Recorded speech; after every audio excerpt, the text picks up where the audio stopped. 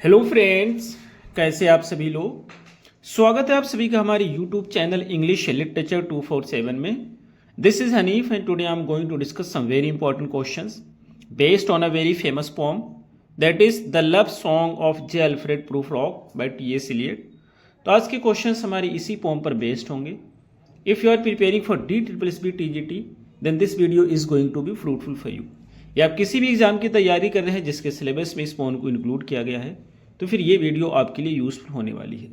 इससे पहले हमने कई सारी वीडियोस को डिस्कस किया है। यदि आपने उन वीडियोस को नहीं देखी है तो प्लेलिस्ट में जाकर वहाँ से वॉच कर सकते हैं। और यदि आप हमारे टेलीग्राम चैनल को ज्वाइन करना चाहें तो उसकी लिंक आपको वीडियो के डिस्क्रिप्शन बॉक्स में मिल जाएगी। वहाँ से आप हमारे टेलीग्राम चैनल को ज्वाइन कर सकते हैं। किसी भी एग्ज़ाम की कंप्लीट नोट्स के लिए आप मुझे व्हाट्सएप कर सकते हैं। नंबर आपको इस वीडियो के डिस्क्रिप्शन बॉक्स में मिल जाएगा। तो चलते हैं, शुरू करते हैं अपने आज की इस वीडियो को। और ये जो हमारा पोम है the love song of J Alfred Prufrock, जिसको टी.एस. एलियट के द्वारा लिखा गया है, एक मॉडर्निस्ट पोम है जो कि एक ड्रामेटिक मोनोलॉग है। ठीक है, एक इंटरनल मोनोलॉग है। ये मोनोलॉग क्या होता है?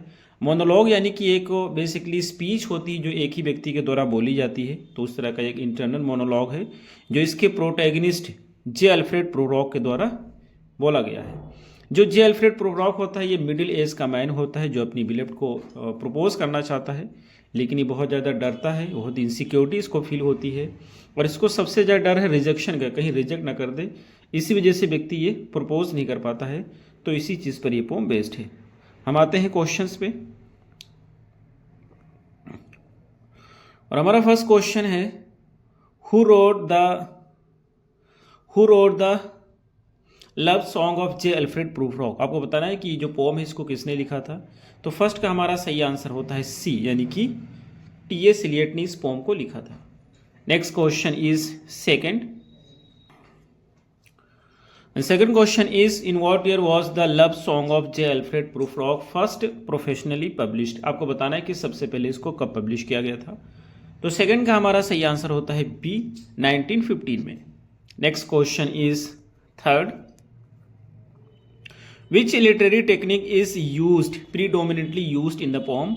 आपको बताना है कि इस पोम में कौन सी लिटरेरी टेक्निक है जिसका खास तौर से यूज किया गया है। तो थर्ड का हमारा सही आंसर होता है बी, यानी स्ट्रीम ऑफ कॉन्शियसनेस।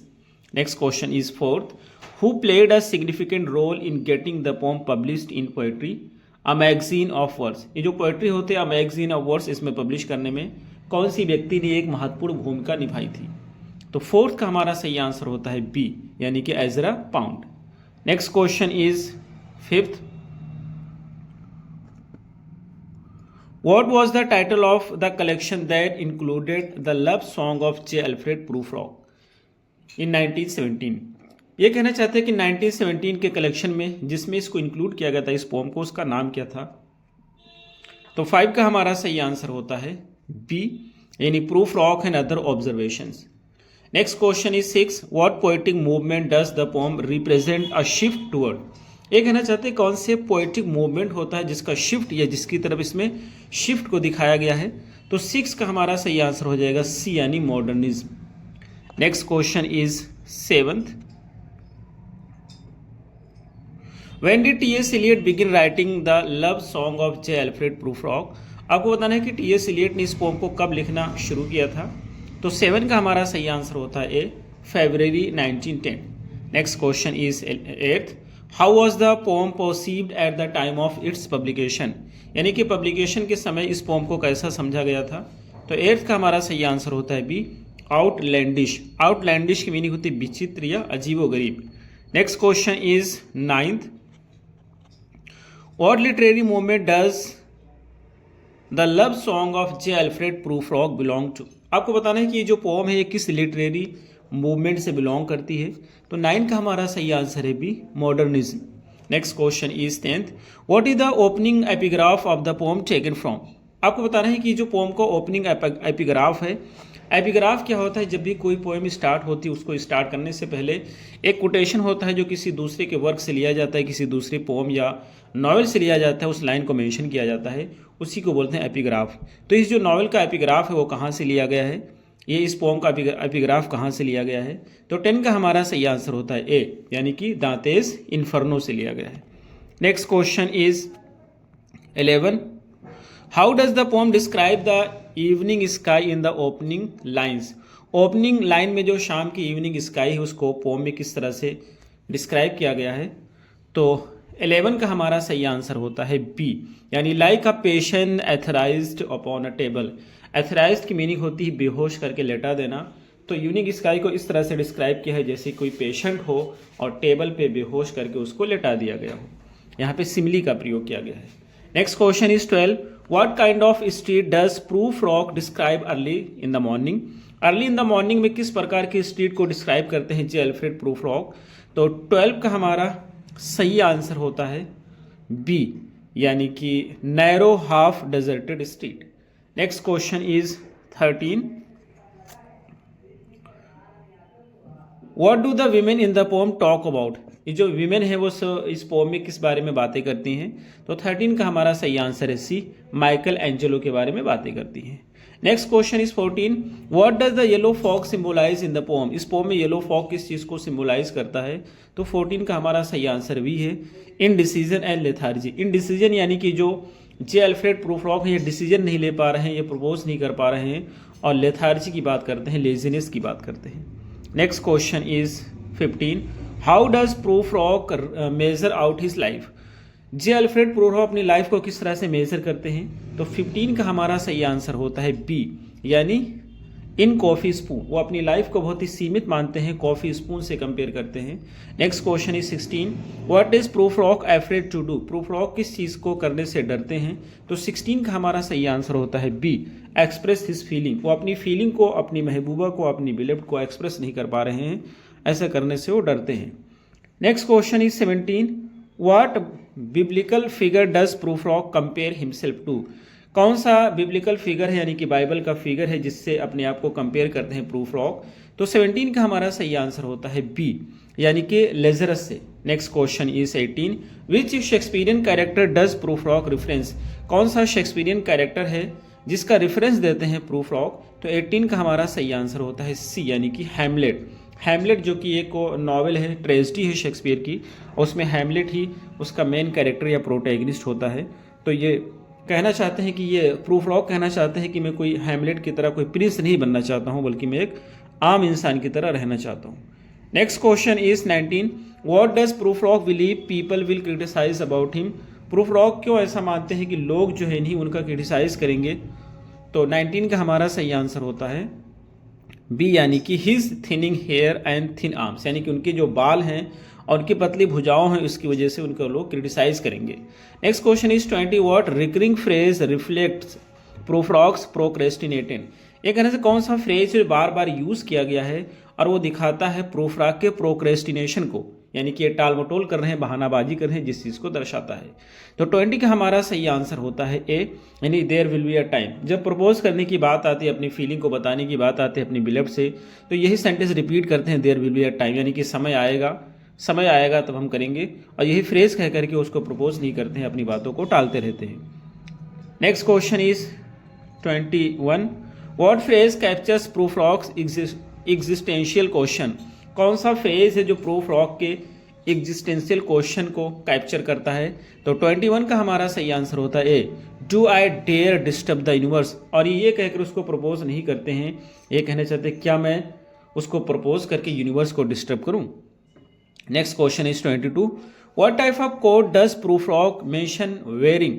ये जो प्रूफ रॉक है किस प्रकार के कोट को पहने हुए हैं? तो 22 का हमारा सही आंसर होता है बी, यानी कि a morning coat. Next question is 23. What metaphor does Prufrock use to describe himself being scrutinized? ये कहना चाहते हैं कौन से मेटाफर का प्रयोग करते हैं प्रूफ रॉक अपने आप को डिस्क्राइब करने के लिए उनकी जांच की जा रही है? तो 23 का हमारा सही आंसर होता है बी, यानी पिंड and wriggling on the wall. पिंड माने होता है pin, wriggling on the wall माने वॉल पे तड़पना। तो next question is 24. What item does Prufrock mention that highlights his meticulous nature? कौन से आइटम को मेंशन करते हैं प्रूफ रॉक जो इनके मेटिकुलस यानी कि केयरफुल नेचर को हाईलाइट करता है? तो 24 का हमारा सही आंसर होता है ए, यानी कि neck tie pin. Next question is 25. What does Prufrock say he should have been, Prufrock क्या कहते हैं कि उनको होना चाहिए था। तो 25 का हमारा सही आंसर होता है बी, यानी कि a pair of ragged claws, claw माने पंजा होता है, रैग्ड माने फटे पुराने चिथड़ों का एक पंजा। Next question is 26, how does proof rock describe the afternoon and evening, afternoon और इवनिंग को किस तरह से डिस्क्राइब करते हैं प्रूफ रॉक। तो 26 का हमारा सही आंसर है बी, पीसफुल एंड टायर्ड बताते हैं। Next question is 27, what has Prufrock seen flicker, flicker माने होता है चमकना या झिलमिलाना, तो किस चीज़ को उन्होंने देखा है फ्लिकरिंग करते हुए। तो 26 का हमारा सही आंसर होता है बी, यानी कि his moment of greatness. Next question is 28, what figure does Prufrock imagine snickering at him, कौन से फिगर को ये इमेजिन करते हैं कि उनकी मजाक उड़ा रहा है, उन पे हंस रहा है। तो 28 का हमारा सही आंसर होता है बी, यानी the eternal footman, eternal footman यानी कि शाश्वत, और फुटमैन मीन्स पादरी। Next question is 29, what does Prufrock say he has heard the mermaids doing, mermaid माने परियां होती हैं, तो परियों को क्या करते हैं उन्होंने देखा है।